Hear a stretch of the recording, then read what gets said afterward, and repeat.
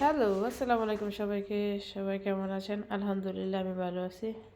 আজকে আমরা মাছ ভুনা করব। এই জন্য একটা ফ্রাই প্যানে পরিমাণ মতো পেঁয়াজ দিয়ে তেল দিয়ে দিলাম।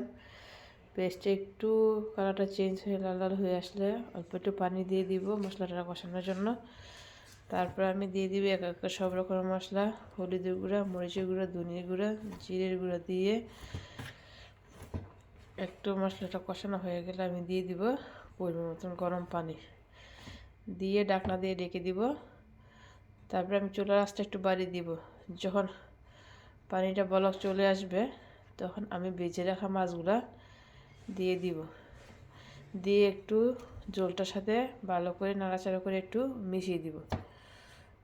তারপর আমি একটা ঢাকনা দিয়ে ঢেকে দিব মাছগুলো যাতে ভালো করে সিদ্ধ হয়ে আসে, মশলাটা পানিটা কষিয়ে আসে সুন্দর মতো। তারপর ভালো করে বলক আসলে এটার সাথে কয়েকটা কেটে রাখা টমেটো দিয়ে কাঁচামরিচ দিয়ে দিব।